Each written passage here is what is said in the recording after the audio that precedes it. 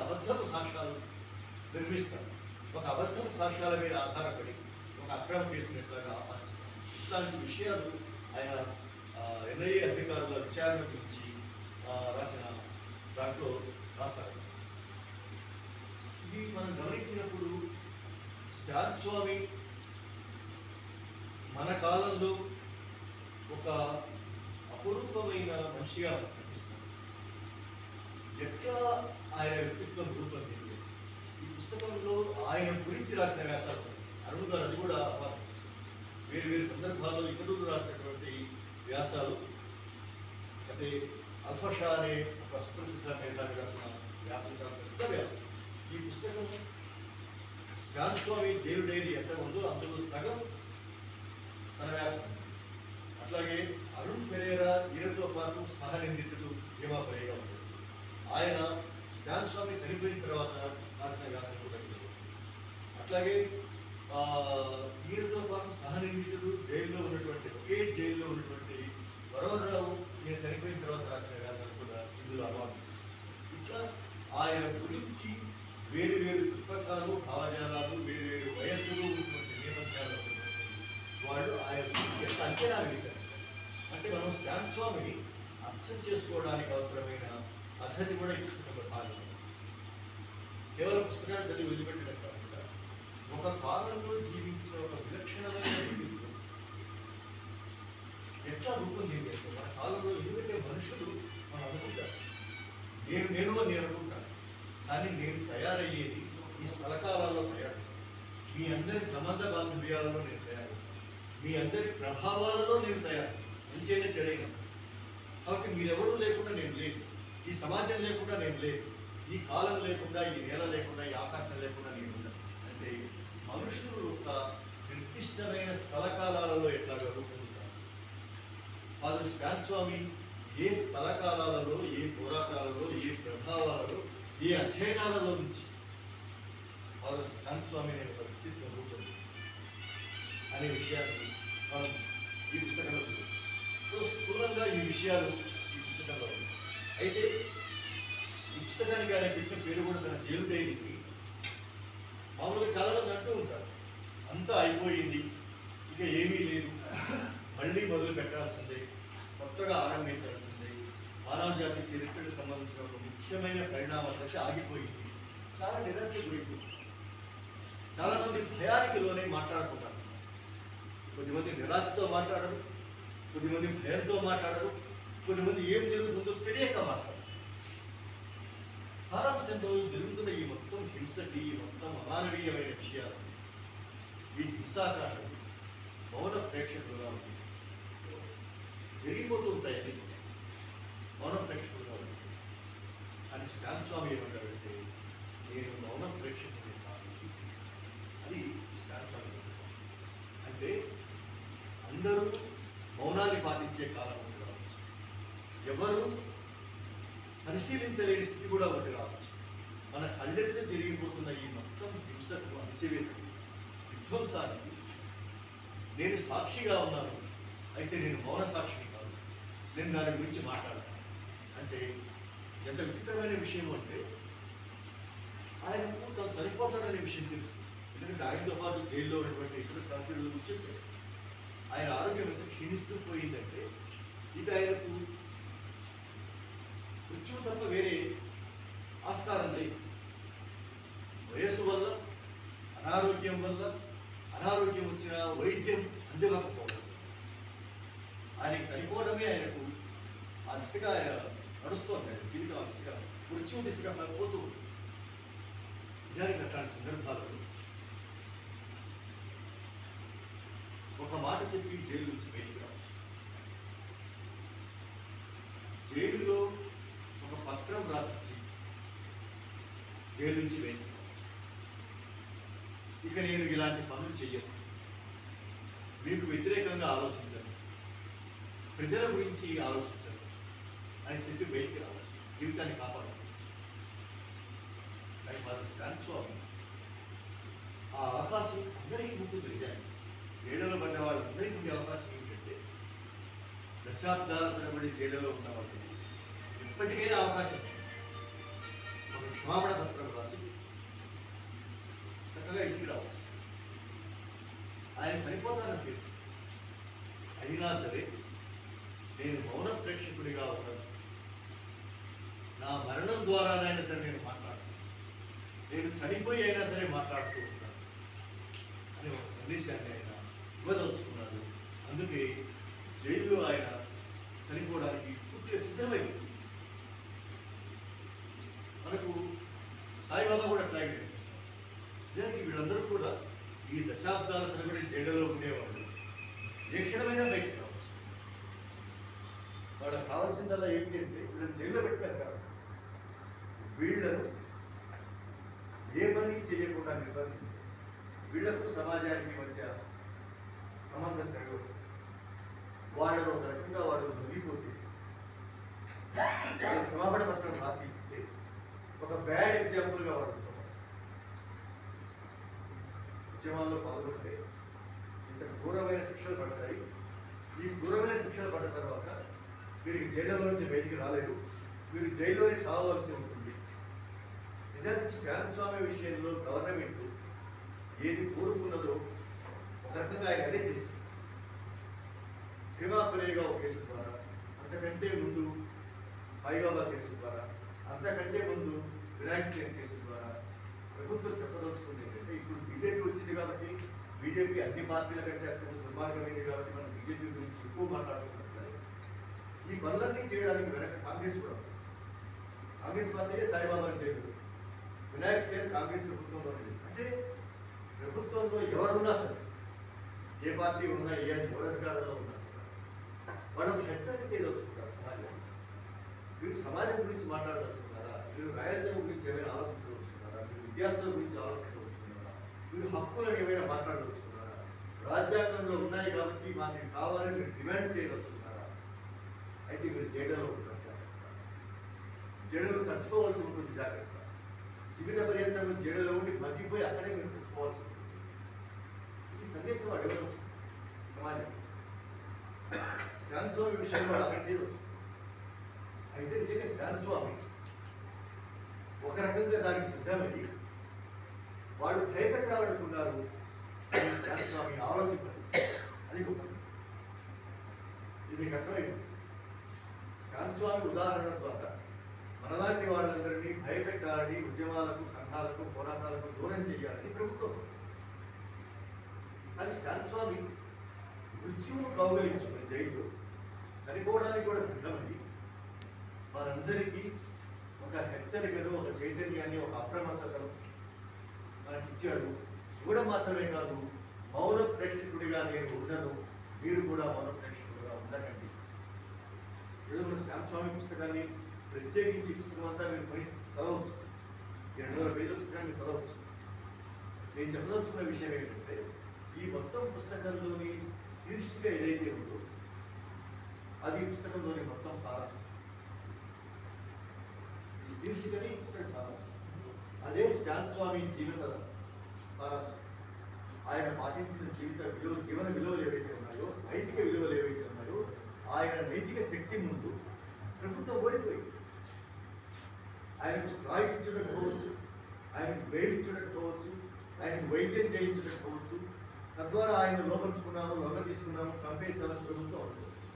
కానీ ప్రభుత్వానికి ఉండే పాశవిక శక్తి కంటే స్టాన్ స్వామికి ఉండే నైతిక శక్తి చాలా గొప్పది. కాబట్టి ఆయన ఆ నైతిక శక్తి నుంచి మనకు ఇస్తున్న సందేశం ఏంటి అంటే, నేను మౌన ప్రేక్షకుడిగా ఉండదలుచుకోలేదు. నేను మౌన ప్రేక్షకుడిగా లేదు. నేను మాట్లాడుతూ, పని చేస్తూ, రాస్తూ, ఆలోచింపచేస్తూ, దర్శన పడుతూ, గొడవ పడుతూ, ఉద్యమిస్తూ నేను చనిపోయాను. మీరు కూడా మౌనంగా ఉండండి. మీరు మీ చేతనైన పని మీరు చేయండి. ఈ శక్తి మేరకు మీరు సమాజం కోసం పని చేయండి. మీరు మాట్లాడుతూ ఉండండి. మాట్లాడడం అనేది ఇతరుల కోసం కాదు. ఇతరుల మనం ఎప్పుడు ఏమనుకుంటామంటే, మనం ప్రజల కోసం పనిచేస్తున్నామని అనుకుంటూ ఉంటాం. నిస్సందేహంగా మనం ప్రజల కోసం పని చేయాలి. కానీ మనం ప్రజల కోసం పని చేయడము, మాట్లాడడం, ఆలోచించడం, ఉద్యమించడం అంటే మన వ్యక్తిత్వాన్ని, మన నైతిక శక్తిని మనం నిర్మించుకోవాలి. ప్రజల కోసం ఉదారంగా పెద్ద మనసుతోటి, దాతృత్వంతో మనం ప్రజల కోసం ఏదో చేస్తున్నామని కాదు అనుకోవాల్సింది. ప్రజల కోసం మాట్లాడడం అంటే, ప్రజల గురించి ఆలోచించడం అంటే మన వ్యక్తిత్వం. ఎందుకంటే మనం అందరం అనేక రకాల నేపథ్యాల నుంచి వస్తాం. సమానత్వం అంటే ఏమిటో మనకు తెలియదు, స్వేచ్ఛ అంటే ఏమో మనకు తెలియదు, హక్కులు అంటే ఏమిటో మనకు తెలియదు. అలాంటి నేపథ్యాల నుంచి మనంతా వచ్చి మనం మానవులుగా కావాలి, మనుషులుగా ఎదగాలి, మానవతను పిడికి కూర్చుకోవాలి, చైతన్యవంతమైన వ్యక్తులుగా మనం మారాలి, చైతన్యవంతమైనటువంటి మానవ సంబంధాలలో మనం సజీవంగా నిలిచిపోవాలి. ఈ పని మనం చేయాలంటే మన వ్యక్తిత్వాన్ని మనం మార్చుకోవాల్సింది. మన వ్యక్తిత్వాన్ని మనం పునర్నిర్మించుకోవడానికి, మన వ్యక్తిత్వాన్ని మనం తీర్చిదిద్దుకోవడానికి మనం సమాజం కోసం పనిచేయాల్సింది. సమాజం కోసం మనం పనిచేయడం అంటే ఇవ్వడం మాత్రమే కాదు, తీసుకోవాలి. ఏం తీసుకుంటాం మనం? సమాజం నుంచి చైతన్యాన్ని తీసుకుంటాం, వ్యక్తిత్వాన్ని తీసుకుంటాం, మనం వాళ్ళ నుంచి మనం అవగాహన తీసుకుంటాం. సమాజం నుంచి తీసుకుని మనం కొత్త మనుషులుగా, కొత్త ఆలోచనలుగా, కొత్త వ్యక్తులుగా మనం స్టాన్ స్వామి జీవితం అంతా కూడా ఆయన క్రైస్తవం నుంచి ఏమి స్వీకరించారు. ఇలాగ చెప్పినట్టు క్రైస్తవంలో ఉండే ప్రేమ, కరుణ లాంటివి ఆయన తీసుకుని ఉంటారు. కానీ ఆయన సుదీర్ఘమైన పోరాట జీవితాన్ని మనం గమనిస్తే ప్రజల నుంచి, ఆదివాసుల నుంచి ఆయన హృదయాన్ని పునర్నిర్మించి ప్రేమను పొందారు. అపారమైన ప్రేమను మనుషుల నుంచి పొందారు, వాళ్ళకు ప్రేమ అందించారు. కాబట్టి మనం సమాజం కోసం పనిచేయడం అంటే ప్రేమను ఇవ్వడం, ప్రేమను తీసుకోవడం అనే ఒక క్రైస్తవ సంబంధమైన ఒక భావన ఏదైతే ఉందో ఆ భావనని ఆయన విప్లవీకరించి భౌతిక వాస్తవంగా మలిచి మనందరికీ అందించారు. కాబట్టి స్టాన్ స్వామి ఈ పుస్తకంలో చాలా వివరాలు ఉంటాయి. చట్టాల, క్రైస్తవ చట్టాల గురించి, ఆదివాసీ చట్టాల గురించి, పెసా చట్టం గురించి, పెసా చట్టంలో ఎన్ని రకాల మార్పులు చేసుకుంటూ వచ్చారు, దానికి వ్యతిరేకంగా ఆదివాసులు ఎట్లా పోరాడుతూ వచ్చారు అనే విషయాలు కూడా తెలియదు. ఉదాహరణకి పెసా చట్టమే ఆదివాసులకు తమ ఊళ్ళలోకి, తమ ఇళ్ళ మధ్యకు, తమ ప్రాంతానికి ఆదివాసీలతో రావడానికి అవకాశం ఉంది. కేవలం ఈ దేశ ప్రభుత్వం ఆదివాసుల ప్రాంతాల, ఆదివాసీ ప్రాంతాల్లో ఉండే వనరులకు, ఆదివాసులకు రక్షణదారుగా మాత్రమే ఉంటుంది. దాన్ని కాపాడే బాధ్యత మాత్రమే ఉంది, కానీ ఆ ప్రాంతాలకు విడిపోయే అధికారం లేదు. ఆ అధికారం ఆదివాసులు ఇస్తేనే వారు అడవులు కూడా. అట్లాంటి ప్రశాసకంలో ఎన్ని రకాల మార్పులు చేసుకుంటూ వచ్చారు, మెల్లగా దాన్ని ఎట్లాగా గమనిస్తూ వచ్చారు అనే విషయాన్ని కూడా కాబట్టి చట్టాలు రూపొందుతాయి. ఒక చట్టం రూపొందడం వెనక ఎంత సుదీర్ఘమైన పోరాట చరిత్ర ఉంటుంది. చట్టాలు ఊరక రావు, దయాధర్మంతో ఇచ్చేవి కాదు. పాలక వర్గాలు, ప్రభుత్వాలు దయాధర్మంతో చట్టాలు తయారు చేయి. ప్రజలు పోరాడినందువల్ల ప్రజల పోరాట ఫలితాలలో భాగంగా పోరాటాల్లో ఉండే విలువలను, ఆదర్శాలను, ఆకాంక్షలను, అవసరాలను గుర్తించక తప్పని స్థితిలో చట్టం చేస్తాం. ఆ చట్టం చూడడానికి బాగానే ఎస్సీ అట్రాసిటీ చాలా చక్కగా ఉంది. పెసా చట్టం చాలా బాగుంటుంది, చాలా చట్టాలు బాగానే ఉంటాయి చూడడానికి.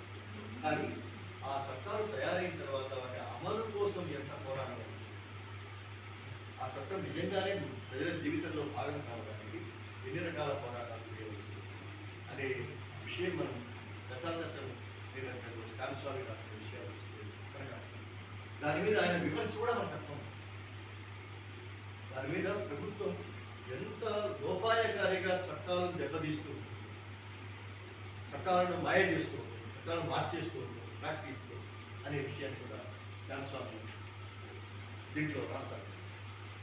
సో ఒక కాలానికి చెందిన మనమందరం వ్యక్తిగతంగా ఆయన చూసి ఉండకపోవచ్చు, ఆయన గురించి మాత్రమే మనం విని ఉండొచ్చు. కానీ మనం జీవించి ఉన్న కాలంలో ఆయన జీవించి మరణించడం అనేది అది ఒక రకంగా చరిత్ర ఆయన గురించి తెలుసుకునే అవకాశం మనకి ఇచ్చింది నేరుగా. రేపు తరాలు కూడా ఆయన గురించి తెలుసుకుంటారు. అయితే మనం నేరుగా ఆయన గురించి, ఆయన జీవించిన కాలంలో, ఆయన మరణించిన కాలంలో మనం ఉన్నాం కాబట్టి ఆయన రాసిన పుస్తకం తక్షణం తెలుగులోకి అనువాదమే మనం వచ్చింది కాబట్టి ఒక 2 ఏళ్ల గ్రామంలో నేరుగా ఆయన గురించి తెలుసుకునే, చరిత్రలో సన్నిహితంగా ఆయన గురించి తెలుసుకునే అవకాశం ఉంది. ఆయన జార్ఖండ్లోని ఆదివాసీ పోరాటాలతో మాత్రమే కాకుండా జార్ఖండ్లో ఉండే చాలా ఇతరేతర ప్రజా ఉద్యమాలతో కూడా చాలా సన్నిహితంగా ఉంది. అక్కడ ఉండే విప్లవోద్యమంతో చాలా సన్నిహితంగా ఉంది. మీరందరూ గమనించి ఉంటారు, ఒక 4 నెలల కిందట ఈ ఏడాదిలోనే బహుశా ఏప్రిల్ మే నెలలో అనుకుంటా, మే నెల జార్ఖండ్లో ఒక సుప్రసిద్ధ ఆదివాసీ నాయకుడు ఎన్కౌంటర్లో మరణించారు. వినయ్ మాంఛీ అని. ఆయన బాల సంఘంలో పనిచేస్తూ విప్లవోద్యమం పిల్లవాడిగా ఉన్నప్పుడు విప్లవోద్యమం మావోయిస్ట్ పార్టీ కేంద్ర కమిటీ నాయకుడిగా పనిచేస్తూ ఎన్కౌంటర్ వేలాది మంది పోలీసులు జరిగిన ఒక మరణకాండలో ఆయన ప్రాణం. జార్ఖండ్లో అట్లా అనేక పోరాటాలు చేసిన ఆదివాసీ నాయకులతో ప్రజాస్వామ్యవాదులతో స్టాన్స్వామి పనిచేయండి. తప్పనిసరిగా వినయ్ మాంఛీ స్టాన్స్వామి తెలిసి వినయ్ మాంఛీ కూడా స్టాన్స్వామి చాలా సన్నిహితమైనటువంటి మిత్రుడే.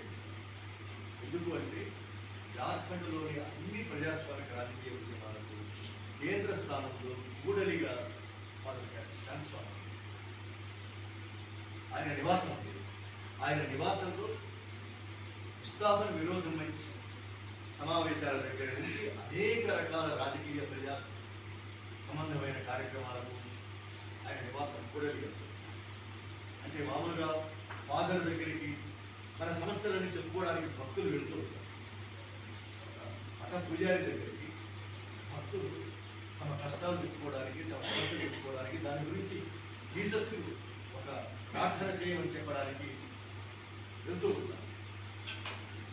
ఫాదర్ జార్ఖండ్లో అన్ని పోరాటాలు చేసి, అన్ని రకాల పోరాటాలు చేసి, అన్ని రకాల భావజాలాలు చేసి, అన్ని రకాలుగా ఈ సమాజాన్ని మార్చాలని ప్రయత్నం చేసి, నిరాహార దీక్షల దగ్గర నుంచి, శాంతి యాత్ర దగ్గర నుంచి, సాయుధ పోరాటాలు, అన్ని రకాల పోరాటాలు చేసేవాళ్ళు అత్యంత విశ్వాసపాత్రమైన, అత్యంత గౌరవనీయమైన ఒక కేంద్రంగా వాళ్ళ స్టాన్స్వామి ఉండేది.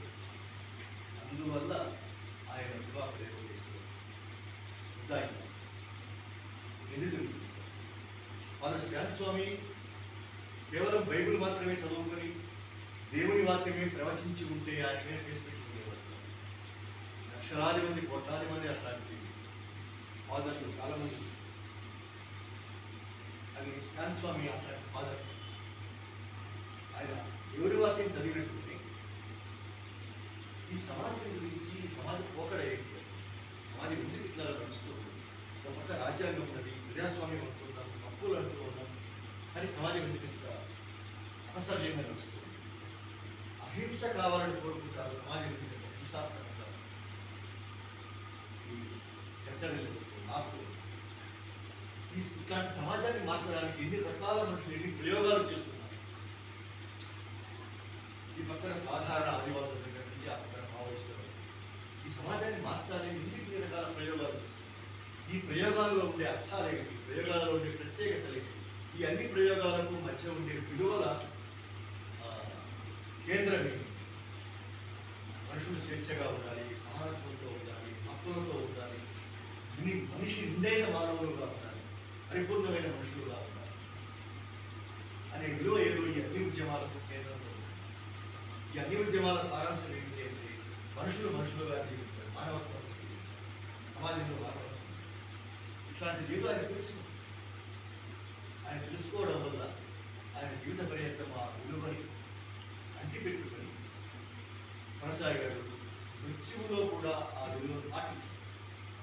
అందుకే ఆయన నేను మౌన ప్రేక్షకుడు కాదు అని చెప్పి వెళ్ళిపోయాడు. మన చేయవలసిన పని ఏంటంటే మనం మౌనంగా ఉందామా, మనం మాట్లాడాలి అనేది మనం తెలుసుకోవాల్సి.